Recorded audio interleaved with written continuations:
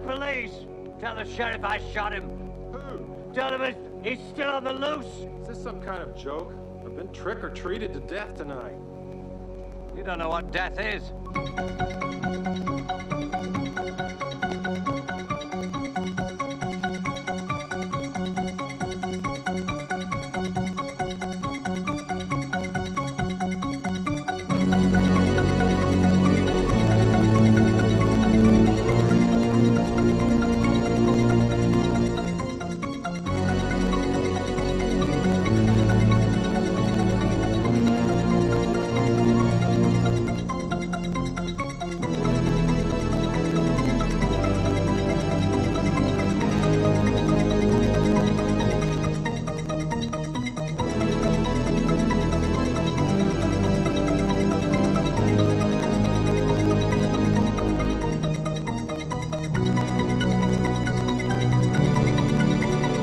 Hey guys, what's up? This is episode 3 of 80's Terror and a Track. and a Track. There we go. I don't even remember the fucking name anymore. So I know episode 2 we didn't get to answer the questions and the comments for the first episode, so we're going to do them all here. We're always going to be one episode behind. So basically, I have a little tablet here, so we'll start here. Peter England. This was the first track of an album. This is basically in reference to Nightmare on Elm Street. Of an album I had, but was stolen late by someone. By the way, the first double album in the hip-hop history released on January 1st, 1988 of He's the DJ, I'm the Rapper by DJ Jazzy Jeff and Fresh Prince. They sampled the theme of Nightmare on Elm Street. Silly song, but great nostalgia. That's what he recommended. Yeah. Is that did we hear that one? We did it in the car the other day. And I was we sure did. And I said some bad shit about Yeah. Will Smith being Classic, yeah. not very good rapper. But that's, I'm sorry, I don't know shit about rap. Yeah. I just, not my thing. With not Will Smith Yeah. rap, not my thing. Not a big fan. It's fine. So Ja Punk, he says, the Henry Rollins era of the Black Flag has a song Black Coffee that would be a good needle drop when Nancy is staying up all night resisting falling asleep. Coffee maker in the closet, spurts of energy at 4 a.m., which is the moment that inspired Wes Craven to transform a real-life event into a real-life event. And he spelled real the second time, obviously, R-E-E-L. Yeah. And Clever. And he continues, since Brandon likes chopping malls so much, how about you cover a movie just to the side of it, Night of the Comet, which I also brought up to you beforehand. Yeah, I saw the trailer. It looks fantastic. Also has Kelly Maroney and seeps with frivolous fun. Or, if I could just a movie that's not horror, Subway from 1985 just drips with plastic neon of the decade, this time a French production, which may appeal to Brandon's taste for international art. Now, I actually don't know Subway from 1985. If I do, it's only in passing. Canto 1408, I would love to see you guys tackle Possession 1981. Now that's a fucking bonkers. I've heard of that one. Not seen it, but I'm down. It's a weird movie. Then we have Nick Mua. Obvious choice of song perhaps is Don't Dream It's Over by Crowded House. What year did that one come out? 1986. Oh, really? Yeah. They use it in The Stand. Yeah. Feels like a right fit for Nightmare on Elm Street, OG. The sadness and melancholy that oozes from this song feels similar to the sense of loss and pain in Mr. Craven's masterpiece. Would you consider discussing Near Dark in the foreseeable future? Yeah. I do like Near Dark, but I always it was one of those movies that I felt was underrated for years, and then it's become overrated. But it's still a great movie, and it's an interesting take on the vampire genre. And he continues, cool, an 80s tribute show that's not too sugary sweet or sickeningly nostalgic. So if you truly have a skeletal Freddy face, does this mean you'll be seeing you in our dreams, Sir Parka? I'd be down with that. I do not control your dreams. If I am in there, that is on you. Mike Obey, this is really cool. Would love to see more or less of these. Love the lighting too. A cool atmosphere. Thank you. And D Gulag, this was fun. And last, Travis Linscomb. Hey Dave, love the new show. You guys have different areas of expertise or passions, if you will. So it's great to hear both of you your takes on either the movie or the music. You mentioned doing Phenomenon, and I would definitely vote for that. But another cool episode would be TerrorVision or Dolls. Both great ideas. TerrorVision's one I definitely want to do, and Dolls is one that I've never covered on here, but Dolls is really cool. I think you showed me the trailer for TerrorVision, right? Yeah. Yeah, that looks amazing. I want to see that. The music in TerrorVision is fucking beautiful, by the way. Dolls is Stuart Gord, who did Reanimator and From Beyond, and it's a strange one. It's a strange one for sure. So I guess, do I just introduce the movie off the third episode, right? I guess so, yeah. So it was around Halloween, and we decided. Did you want to make any comments about any of those? No, I want to watch that Subway movie now. Yeah, I want to. That sounds amazing. That's right up my alley. Some of the French productions in the 80s look crazy, I bet. Yeah. And also, I was not familiar with that Black Coffee song, so I gotta look into that. Henry Black Flag? Yeah. I know Not Henry familiar. Rollins as an actor more so Really? than a musician. I know he's a big musician, and my cousin Nick loves Henry Rollins. Yeah. Nick's second cousin, he's older than me, but he loves Henry Rollins. He's always posting quotes by him. But looks like I got some homework to do. yeah, and I mean, he's like he's in a bunch of films. He's in Feast, and he's actually a pretty famous person just for his movies now, but he was obviously more famous for the music. Gotcha. They always have these funny cartoons that are just like with him and Danzig, like making him like gay and to Danzig to bottom, which is funny to me. It's just, sorry about that. It's just like they always try, I know Danzig's probably like. So it was around Halloween, so we were like, screw it. I had not seen this movie in a very long time, so we decided to watch a couple of the sequels we watched the original too. Yeah. A couple of the sequels to the original Halloween. So we decided to watch Halloween 2 from 1981, directed by, I think it's like Rick Rosenthal, who also directed Halloween 8, the masterpiece. That's obviously a joke. Obviously the most hated, I think probably one of the most top 3 hated in the Halloween franchise is Halloween Part 8, Resurrection. And he also directed Birds 2 from 1994, Land's End, which is not as bad as people would think. It's going to be very hard when you're put up against, Alfred Hitchcock. But Halloween 2, this is a direct sequel to the first one. It leaves right off where the first movie ended. It is something that the Carpenter group didn't really want to do. They wanted to make a series of films about Halloween, but it did so well. The producer basically said, listen, we want more Michael Myers. The people love the Michael Myers. So basically they decided to make another Halloween direct sequel with the same characters, including Donald Pleasance and Jamie Lee Curtis and a couple other, Sheriff Brackett, of course, Charles Cyphers. So they decided to make a direct continuation of it, but they added a spin on there. Carpenter admits he was drunk when he wrote it, and he hates it. He hates the brother-sister angle, kind of steals away the nihilism that the original had.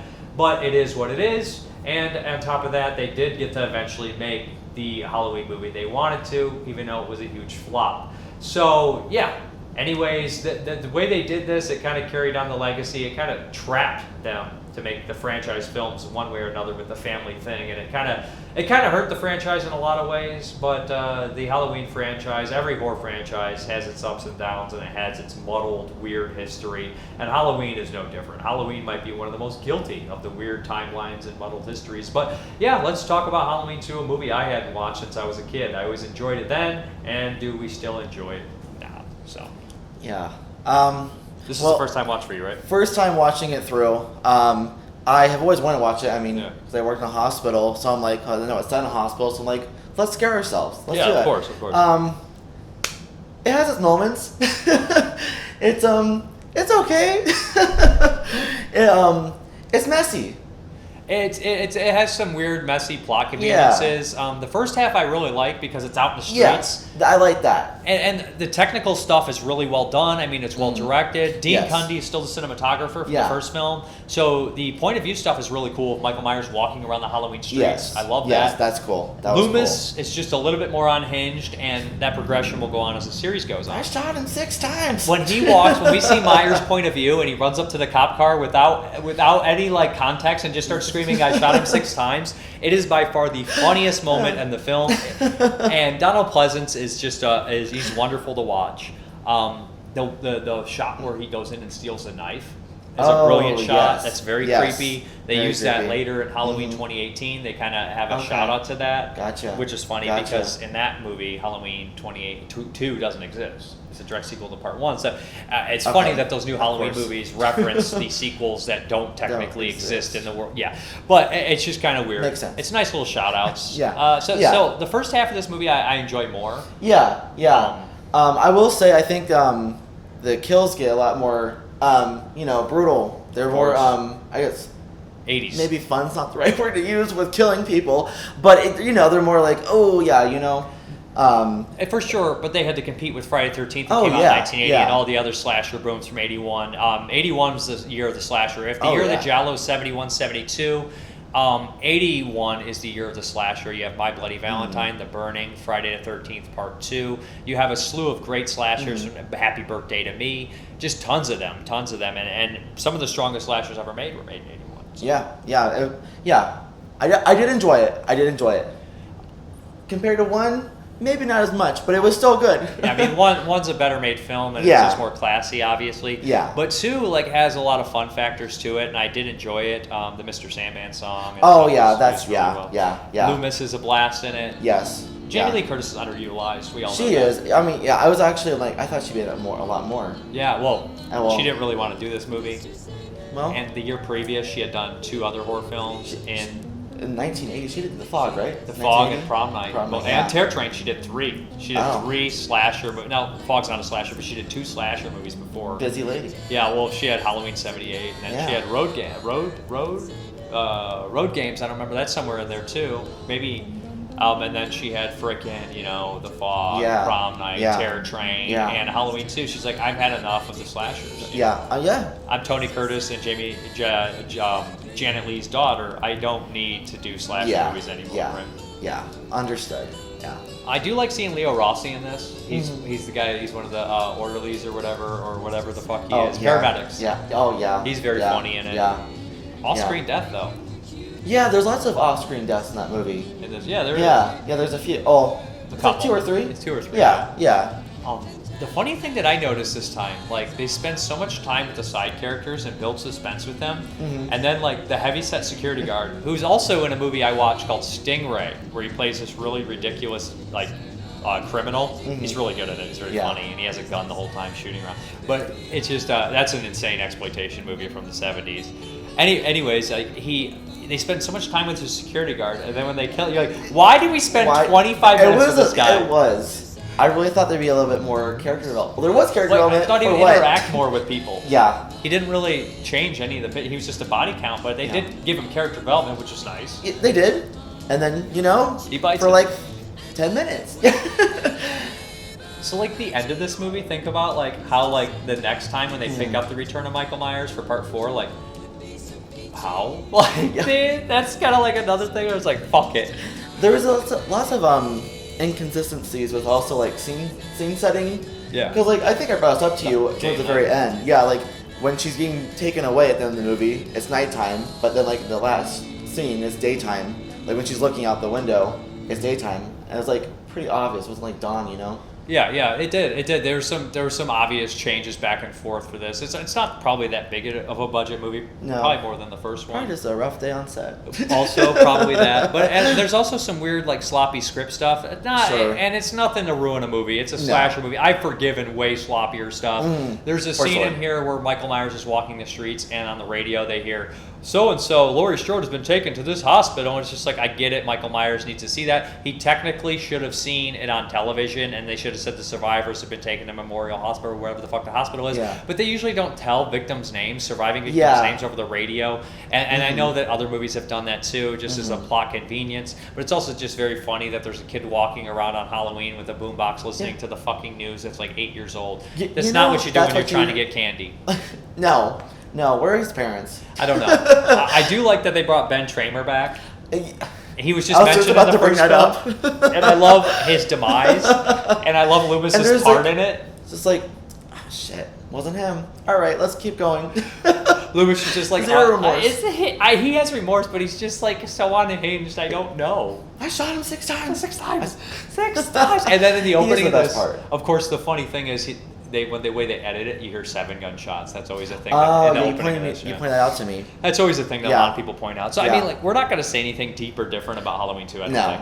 I don't think so. I think it's been all said before. I do say one more thing. I do like the aesthetic of the movie. Like I like all the cars and all the technology in it and stuff like that. I like older stuff like that. So that's the thing I noticed. I'm like, I like all the cars. I dare I say it. I think that this has a little bit more of a Halloween feel than the first one. I don't think it looks as much like California to me. Would agree. It does have much more This of is a. supposed to be in the Illinois, right? Yes. It's also the most emptiest hospital I've ever seen in my life. Yeah, story of horror movie's life. Yeah. Right there. How convenient. Yeah. Let's go to the hospital and not have anybody in the hospital. I mean, The Kingdom, that's a good miniseries. It takes place in a hospital. Horror miniseries by Lars von Trier. A lot of people in that hospital. That, and then I'm trying to think of, then we talk about visiting hours. Yeah. We were going to do X-Ray, but then I showed them the trailer and you were like, I told you it's a very mediocre slasher movie. You don't need to see X-Ray. I changed my mind. I was excited and I was like, let's just do Hospital Halloween 2. Massacre, AK. Yeah. So, what's the song? You got anything else to say about Halloween 2? Not this time. All right. Alright. So the song that I have chosen for Halloween 2 is called "A Trick in the Night" by Bananarama.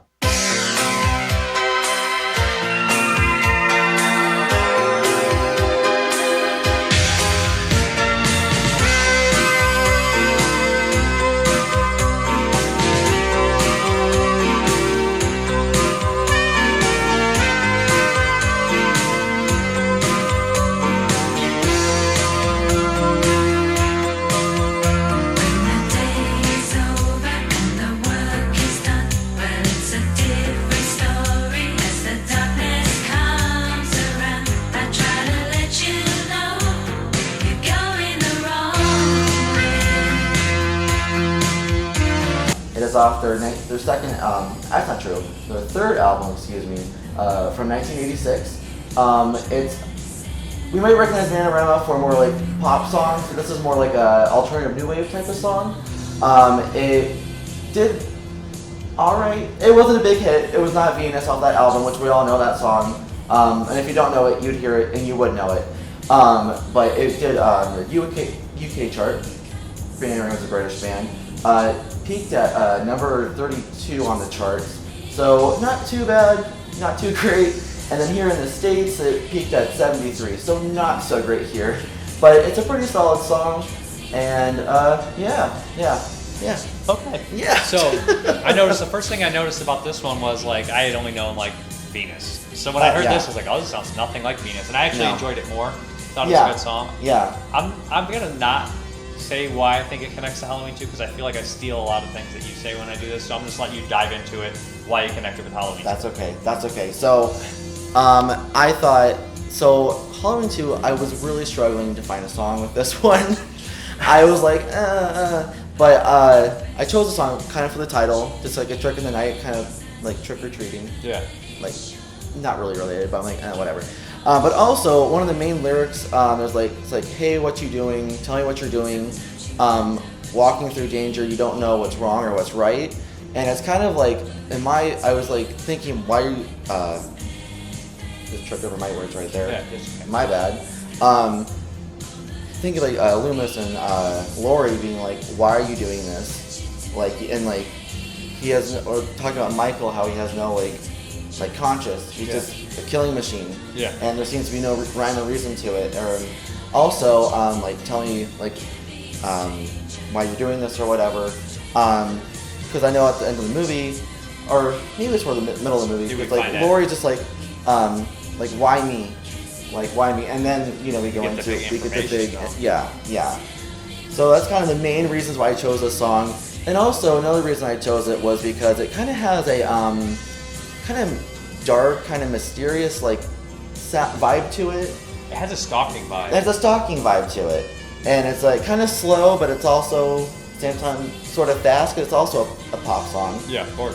So kind of goes with the stalking and pop songs back in the 70s and 80s were all just weirdo lyrics where you're like, oh, this person's like perverted. I mean, it wasn't anything from the 70s. Like if you really listen to it, it's like okay.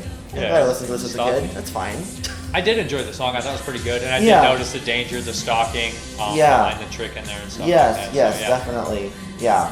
I think it fits. I mean, you could easily go very generic and say every step you take by the police. Oh yeah, for sure. That I was also gonna do like Obsession by Animotion, which is literally about obsession, but not quite the same vibe.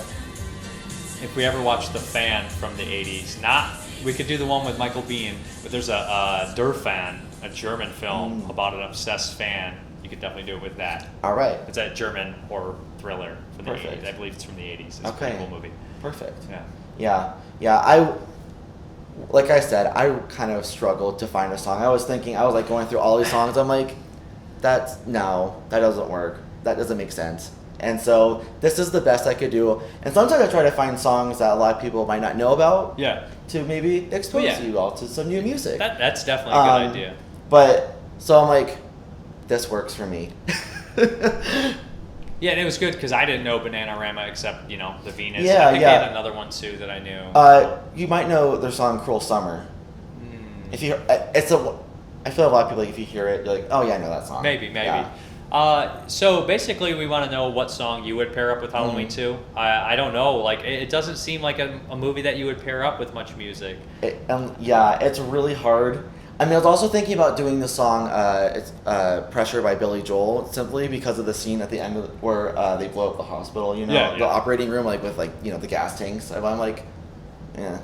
I'm like, Well, the thing is, like, that's how I feel about every song choice I make. I'm like, that's not good enough. I can do better. You do a lot of pop music, so you know a lot of pop music. So, like, in a lot of ways, a lot of the heavy metal, I think, could be easier to connect with it. Oh, yeah, for sure. At the same time, it makes it a little bit more challenging and a little bit more unique to actually pull from the pop music, I think, in a lot of ways. So, I do know more than pop music, but that's my heart.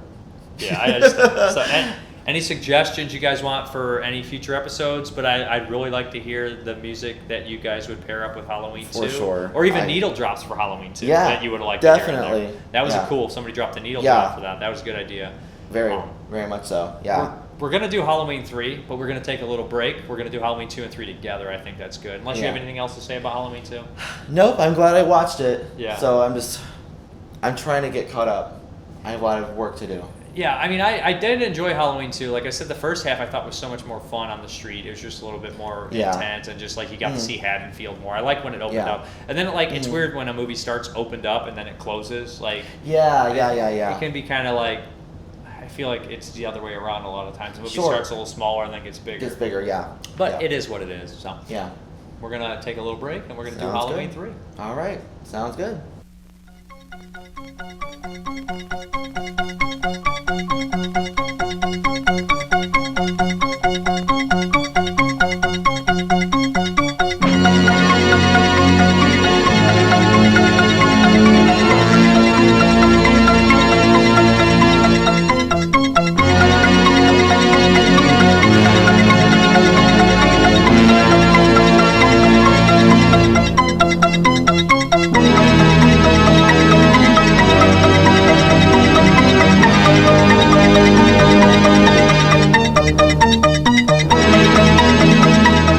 People who brought you Halloween. More of the night he came home. Halloween 2.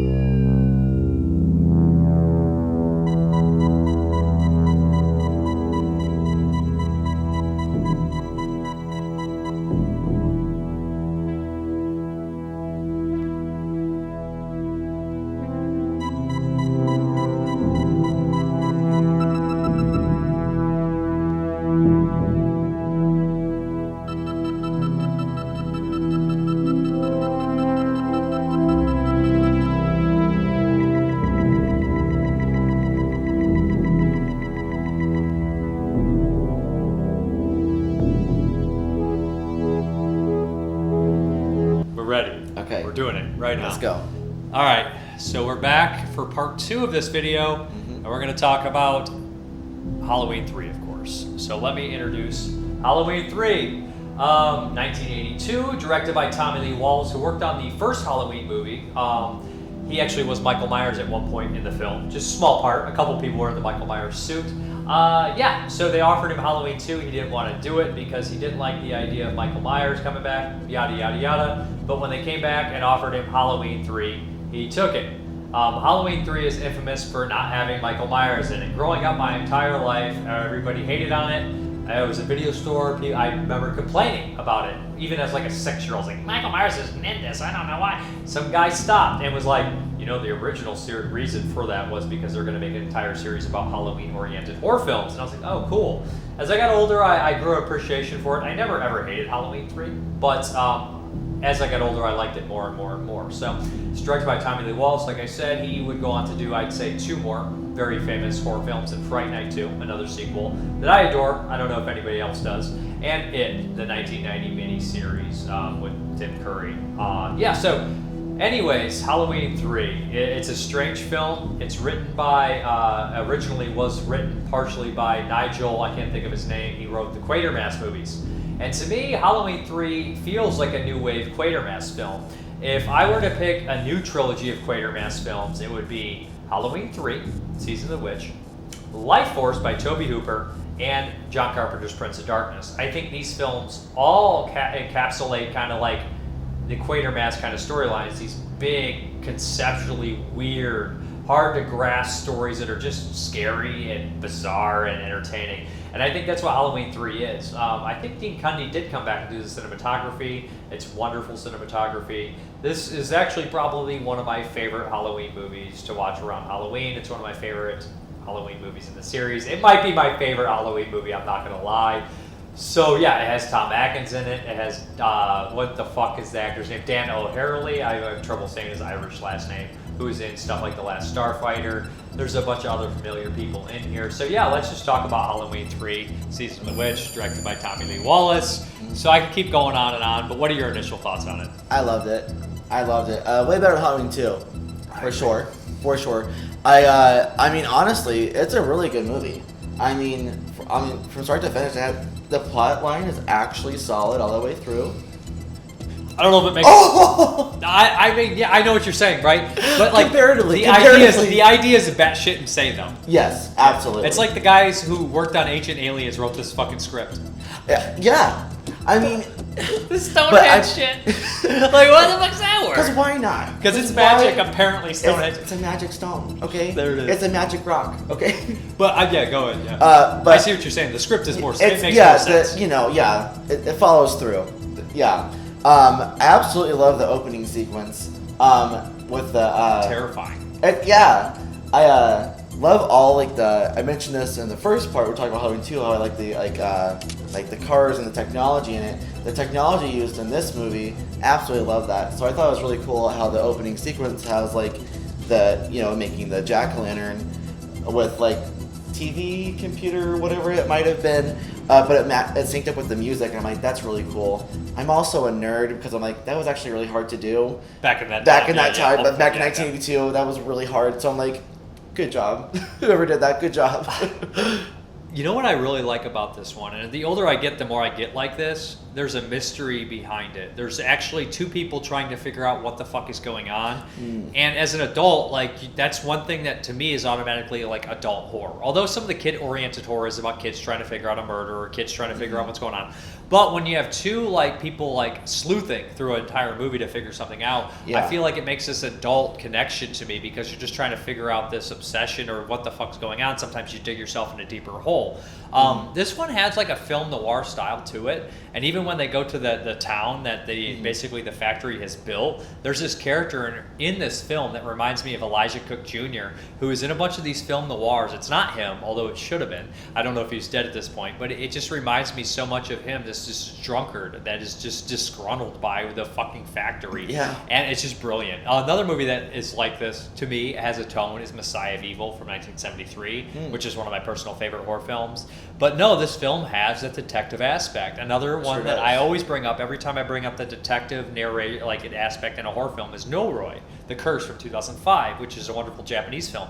Like, I just like these detective stories and figuring it out. So we're following Tom Atkins, Dan Chalice, who witnesses murder in the opening, and he kind of gets encapsulated. He has to figure this out. Right. And the girl's father, who is murdered, helps him try to figure this out. It leads him to this crazy fucking insane idea about Halloween Mask, basically killing the world's children with fucking Stonehenge. It's so off the fucking beaten path of a horror film and the Halloween series in general. I can understand that people were like, what the fuck is this? Exactly, right? Like, yeah.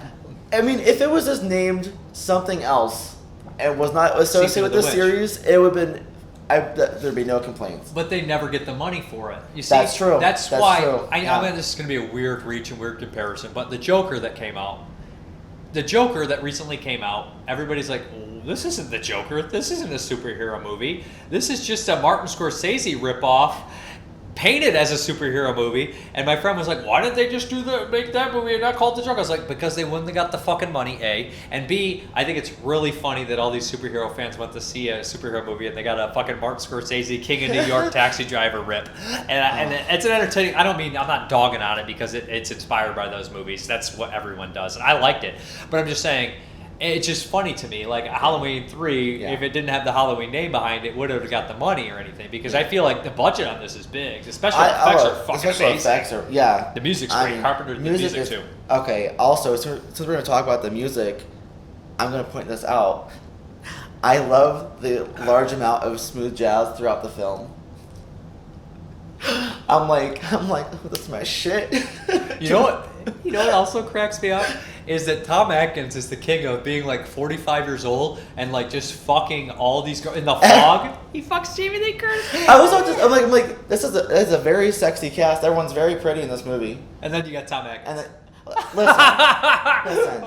No, he's definitely he's like obviously like an attractive older man. Yeah. And he's got, I guess you'd call the daddy thing going on, right? Daddy for sure. The daddy all day for Tom Atkins. Daddy. No, but I mean Tom Atkins is one of the kings of mustaches. The only time he doesn't really have a mustache is in Creepshow, and he plays an abusive father, which that's bad daddy. Which is actually the antithesis. Usually dads who beat their kids have mustaches. Like I used to make a joke that I said if you grew up in the 80s and 90s and your dad didn't have a mustache, he didn't hit you. He sent you in the corner in a timeout. Oh. My dad would hit me. I'm sorry. No, he didn't really. But my dad has a mustache. My dad had a mustache. My dad looked just like Tom Selleck, by the way. Really? He looked like Sam Allen and Tom Selleck. Oh. No, stop it. No, but here's what it is. Like, Tom Atkins is an amazing actor. He's great in this movie. He's got the great energy. He's just awesome. He's an alcoholic in this. He's having trouble on the outs with his wife. He just brings his kids home shitty Halloween mask at one point, and they want their silver shamrocks. They sure do. Is this movie making a comment about consumerism too and crooked capitalism? Oh, not really. I mean, consumerism for sure. Yeah. The idea of shoving that weird mask down the throat, and obviously the silver shamrock. Oh repetitiveness. Yeah. Brain absolutely. Social media now. Wow. I didn't think about that. That's absolutely what it is. They've been brainwashing us for years. Everybody's brainwashed. I mean, that's advertising, right? Yeah. The villain in this movie is one of the best villains. He's so good. And he's so weird. Yeah. At the end, he just turns into Mr. Burns. And remember that episode of Simpsons where Mr. Burns is like that alien, that glowing alien? Glow in the woods. Yeah, he just turns into that. Yeah. It's so weird. He's genuinely creepy.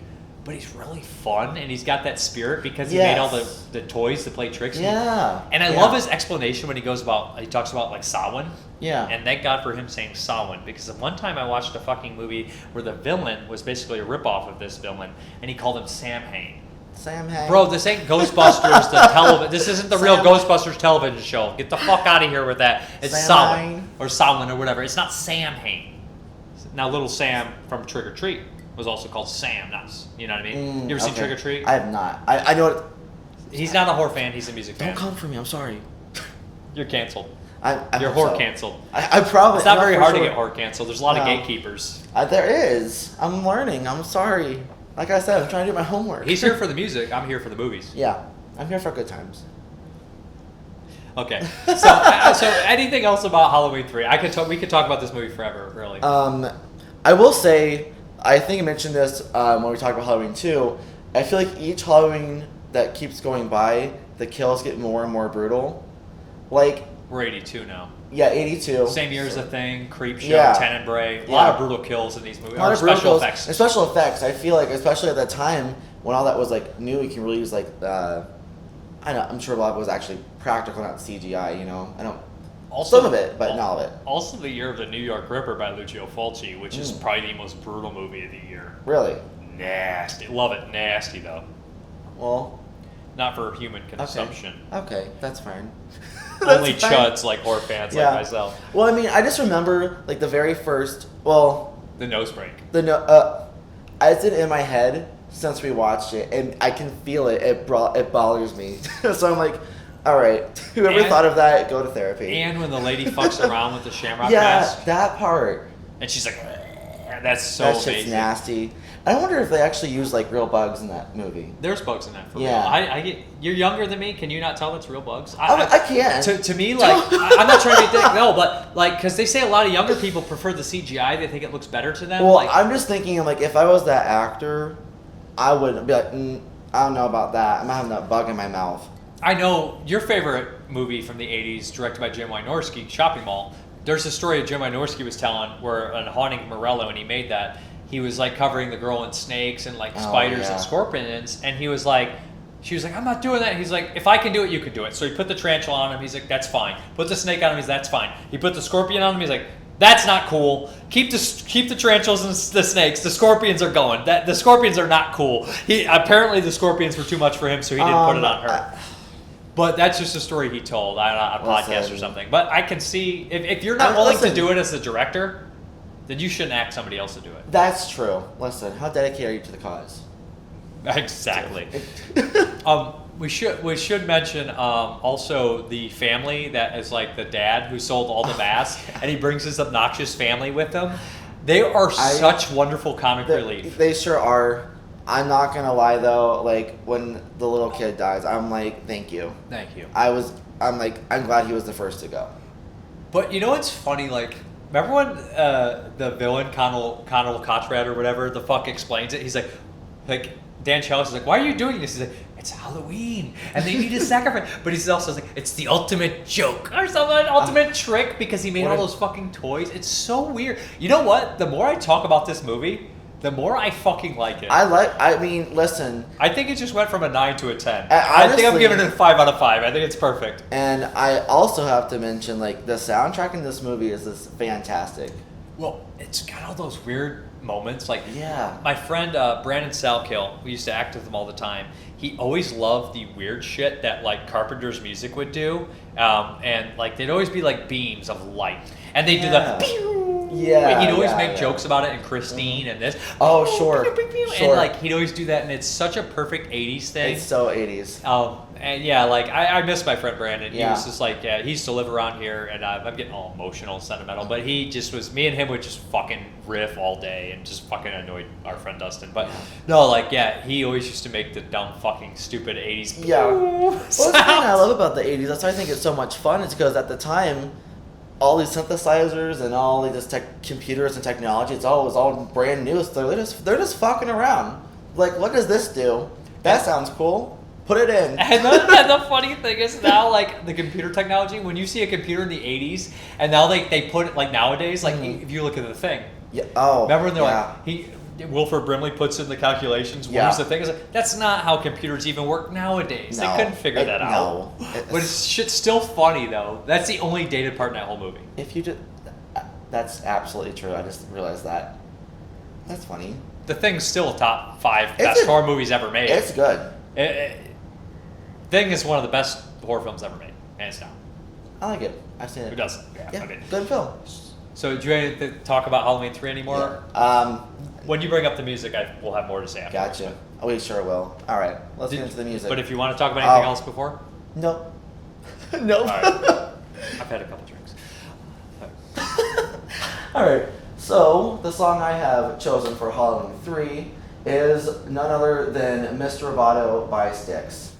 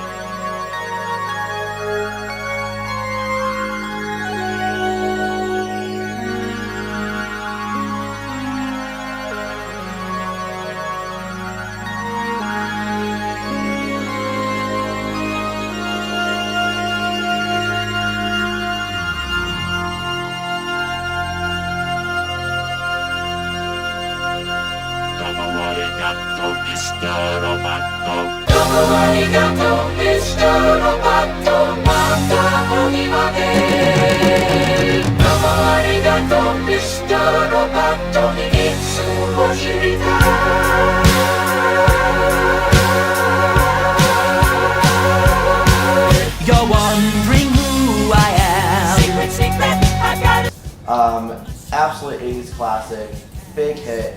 I just had to choose this song. I was thinking about a certain song that I wanted to do. I wanted a song that might dealt with like TVs or computers or technology or like type of like repetitive like beats or something, like because we're working in a factory. But then I'm like, no, I have to do Mr. Roboto. There's no other song. I'm sure there is, but I'm like, this seems perfect. So let's just get into it. Dead on, perfect. I mean, I'm like it's so on the nose, but it's the only song you could have. When I heard it, I'm like, yeah, that's it. That's it. I mean, it's so odd because you have the robots. Robots. I mean, yeah. Yep. Would they be automatons or robots or both? They're just fucked up. The automaton is the weird creature. Some of the earlier designs are the weird. Like, that's such a strange concept. But true. So you picked it for. So I mean, obviously, just the robots, you know. But also, I chose it for like at the very end of the song where it's like, it's time to show my real identity, and it's like I'm Kilroy, and it's like, well, that's what these robots are. And also the girl and stuff. Yeah, and that also brings up the question: was she one all along? I don't think all along. I think they got her so sometime. It just doesn't make any logical sense for her to be one all along. Yeah, no. It doesn't because the leading would be just too much. It doesn't make any sense. Yeah, but also within the song, it also brings up one of the lyrics is like there's too much technology in the song. I can't remember the exact lyric in the song. It's like machines to save our lives, machines computerized, things like that. And I'm like, well, that's definitely going with all the technology and like how much we use. I thought it was kind of ironic, like with the lyric of machines to save our lives, and then they're trying to use TVs to kill everyone. Well, and also you got the line, I am the modern man, secret, secret. There is a big secret right there throughout the movie. Wow. It's a big secret, the mask. It's a big secret that she's in a robot at the end. It's a big, everything's a big secret. Perfect. Keeps everything under the radar. Sure That's our final, that hasn't been the final processing yet. Right. Dude, that song is actually, I think this is the best song picked so far. Honestly, it's perfect. What can I say? No. What can I say? And also the robots. And the idea, remember that part where she's discovering that, like, the guy who burned himself in the car, which is completely fucked up visually? Yes. That's dark. That was dark, yeah. And then she's like, this guy's not fucking human. She's going through, it's like, it's all robot parts. Yeah. But that's also my favorite part because that's the longest scene with the smooth jazz music. You know what? I'm going to say this right now. Like, there's like 5 or 6 of these directors out there, like Tommy Lee Wallace, Jeff Burr, Anthony Hickox, Tony Randall, that have like 3 or 4 really good horror films that just don't quite get the recognition they deserve. There's a million of them, and Italian guys too. There's a bunch of Italian guys that have like 3 or 4 great movies. But there's just so many of these like, directors that, you know, they get outshined by, my personal favorite directors are obviously Romero, Fulci, Carpenter, Argento, Cronenberg, Bava, the big names, Del Toro. But they get outshined because they're not considered exactly masters, but these guys have 3 to 4 great movies. And Fred Dekkers has 2 bona fide masterpieces, Dan O'Bannon. So like, I think Tommy Lee Wallace is in that kind of camp because he has Halloween 3, Fright Night 2, which is very underrated. It's so much fun. We got to do the Fright Night movies. Oh yeah, for sure. And he has It, which was very much a product of its time. It doesn't hold up 100%, but the moments that are great are really very good. And it's a TV movie. Yeah. You can only do so much. You could do so much. But no, it was 1990. Going back to this, like, yeah, I'm just very, like, thinking about Tommy Lee Wallace's career, and I'm just like, yeah, this guy made 3 fucking great horror movies. Yeah. That doesn't happen very often No. to me. I think they're great. I'm the type that loves more than I hate. I feel that. Me You too. should. Nobody wants to hear everybody. Like, if you don't like movies, don't review them. Don't. Yeah. That's probably good. So I mean, like, good advice. This is a perfect song too. Like, I was like, when I was thinking about it, I was like, because I was really struggling with 2, and when I went like, okay, finally got 2, and I'm like, okay, let's do 3. I'm like, Mr. Roboto. It was just like that. Well, the Modern Man too, because they're taking over the world with the robots too. Yeah, absolutely. Yeah, and also there's like in that, like for the build up of the song, it's like, but like the secret kind of like it's presented like these robots are here to help you, and it's like, well, in the movie it's like the robots are just there to do their job, you know, whatever. Yeah. But then secret's revealed, and now you're gonna die. Well, you know what? You know, I always liked the song because that song always was very fun to me because at the very end it says, I'm Kilroy. Yeah. And Kilroy was such a weird thing. Like, Kilroy was like kind of a piece of graffiti that soldiers would leave You know, the guy with the big nose that hangs over the wall. That's Kilroy, the graffiti with the nose hanging over. And I just thought that was an interesting thing that happened in I don't want to call it American history, but history in general, that this graffiti. Like, I looked it up one time where he came from and how he tied into it, where his origins were from. But, like, the idea that he pops up in that song is also a weird kind of concept, too. Like, I don't understand exactly where it fits in. Got you. Yeah, I also, another reason why I chose this song was simply because of the use of, like, the synthesizers in this song. Yeah. Because, like, you know, I love the Halloween 3 soundtrack. It's just nothing but synthesizers and just playing around with them. That's kind of what Mr. Roboto is. We talked about this earlier, too, and we both feel the same way about Styx. Like, Styx is a band that I have to be in the mood for. Like, I've heard people say Styx is a shitty band, and I'm just like, bro, relax. We can fight. No. I mean, like, where's your fucking music? Right. Like, so, at the end of the day, like, I'm not even going to talk shit about Nickelback anymore when it comes to music. I think it's garbage. But guess what? I'm not talking shit about nothing, because you know what music I made? Nothing. I'm a bum. I'm talking about movies on fucking YouTube. So, here's what it is. What does that make me? A bum's friend talking about movies on YouTube. But Styx is a band that's like a mood piece for me. Like, I need, sure. Sometimes I listen to, like, Come Sail Away or Mr. Roboto. I'm like, this shit's great. It's great. And then, fantastic. Like, the next day I'm like, this sucks. This is turn it off. I mean, you're immediately annoyed. Yeah, like, and I would say the same about Rush, which I think Rush is an immensely talented, amazing band. But I just have to be in the right mood to listen to Styx or Rush. Yep. You know what I mean? Does that make any sense to anybody? I think there's lots of bands and songs like that. It's like one day, it's like, this is the best thing I ever heard, and you're listening to it 40 times. The next day, it's like, I never want to hear this again. So that's one question we want to ask you. Is there any bands or songs or music out there that you have to be in a certain mood to listen to? Mm-hmm. And then also, of course, is there anything better than Mr. Roboto for Halloween 3? Yes! What matches up better with Halloween 3, Mr. Roboto? You could go with a straight film noir aspect, because I feel like I told you this does have a film noir thing. Does. Like the mystery aspect. Like when they're talking to that bum, and he's like, that town, I'm gonna fucking throw a fire. Dude, I love that whole scene. And like, dude, this is such an atmospheric, fun movie. The little fucking Halloween village. Yes. Stop it! The ending is dark. The ending... I was genuinely disappointed. I felt bad.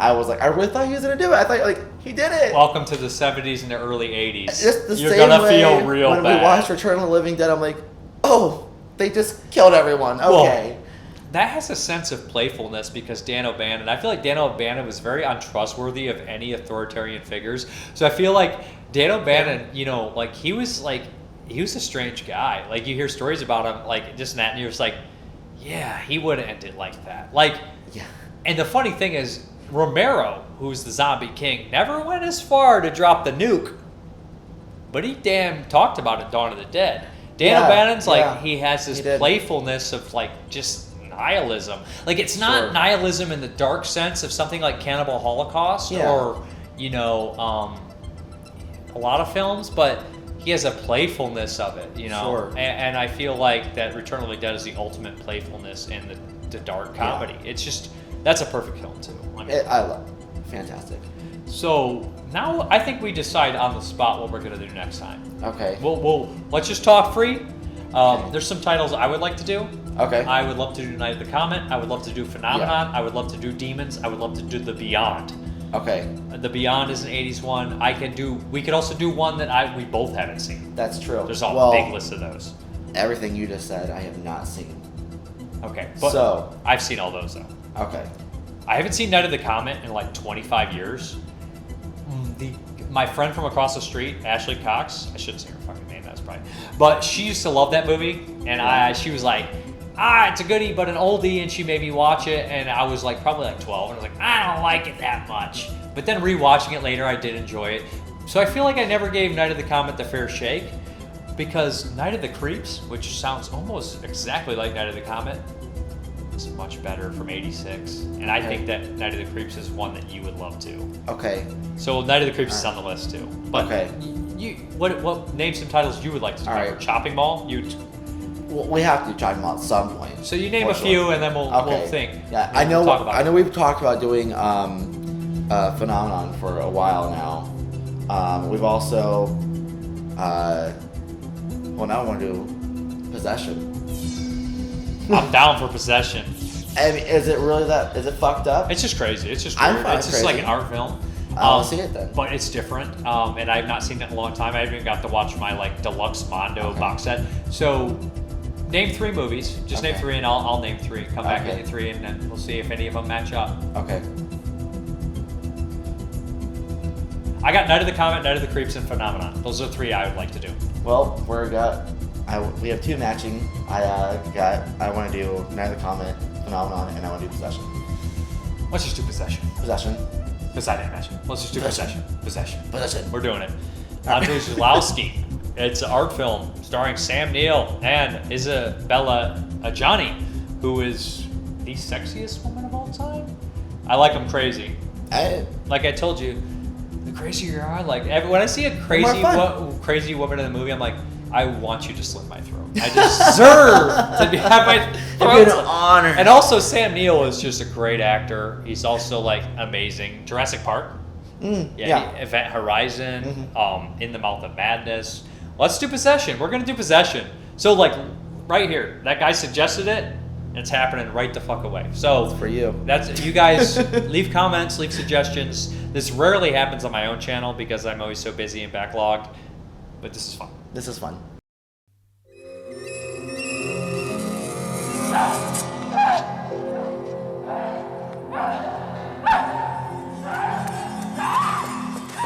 Anything else to say about Halloween 3? Nope. Would watch it again. Of course. They did not incorporate the song by who is Mellow Yellow do Season of the Witch? Who does it? Donovan. Donovan does Season of the Witch. Oh, okay. The original. You ever heard the original? Oh, yes. Must yes. be the season yes. of the witch. Yeah. There's a really good movie called Sightseers by Ben Wheatley that incorporates Season of the Witch. I think like multiple takes of Season of the Witch. Different, I think like multiple like versions of it in there. Have you ever not seen Sightseers? I have not. Great movie. And Season of the Witch is used perfectly. I don't know why I'm bringing that up. It's a needle drop from a 2014 movie that has nothing to do with the 80s. But it's okay.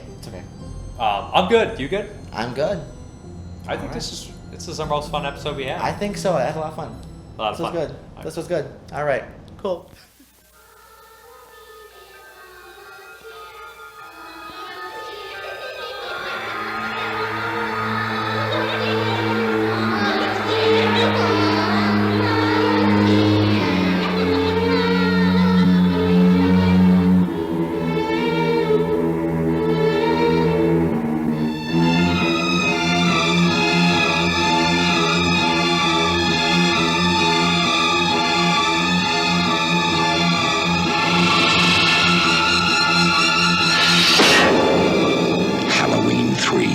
Season of the Witch, the night no one comes home.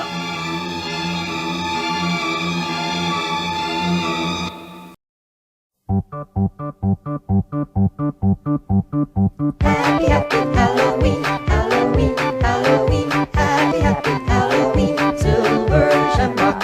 Happy, happy Halloween, Halloween, Halloween. Happy, happy Halloween, silver shamrock. It's almost time, kids. The clock is ticking. Be in front of your TV sets for the Horathon. And remember the big giveaway at 9. Don't miss it. And don't forget to wear your masks. The clock is ticking. It's almost time. Happy, happy Halloween, Halloween, Halloween. Happy, happy Halloween, silver shamrock. Happy, happy Halloween, Halloween, Halloween. Happy, happy Halloween, silver shamrock.